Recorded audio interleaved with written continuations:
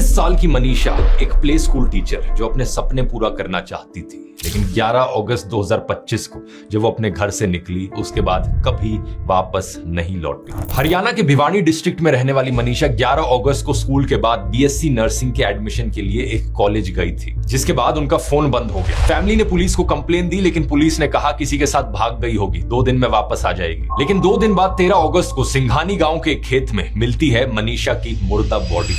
उनका गला कटा हुआ था, कई सारे ऑर्गन्स बॉडी से गायब थे। पुलिस ने फिर जाकर मर्डर का केस दर्ज किया। भिवानी सिविल हॉस्पिटल की जब पहली पोस्टमार्टम रिपोर्ट निकल कर आती है, बताया जाता है कि मनीषा के गले पर किसी धारदार हथियार से काटे जाने के निशान मिले। लेकिन 15 अगस्त को पीजीआई रोहतक में दोबारा पोस्टमार्टम होता है। अब कहा जाता है कि मनीषा की बॉडी में पेस्टिसाइड मिला और पुलिस कहने लगी कि मनीषा ने तो एक्चुअली में आत्महत्या कर ली पेस्टिसाइड खाकर। अचानक से पुलिस मनीषा की लाश के पास एक सुसाइड नोट मिलने का दावा भी करने लगी। मिसिंग ऑर्गन्स पर सवाल उठा तो कहा गया कि किसी जानवर के खाने से ऐसा हो गया होगा। मतलब हद होती है। जाहिर सी बात है, लोगों ने आरोप लगाया कि पुलिस यहाँ पर कवर अप करने की कोशिश कर रही है, लेकिन लोग सड़कों पर आ गए प्रोटेस्ट करने के लिए। सरकार ने इंटरनेट सस्पेंड कर दिया। ये हरियाणा में एक बहुत बड़ा मुद्दा बन गया है जो स्टेट के लॉ एंड ऑर्डर पर सवाल खड़े करता है। दूसरी पोस्टमार्टम रिपोर्ट में कई सारी इनकंसिस्टेंसीज भी सामने आई, जैसे कि रिपोर्ट में कपड़ों की जांच नहीं की गई थी, जो कि एक बड़ी लापरवाही थी।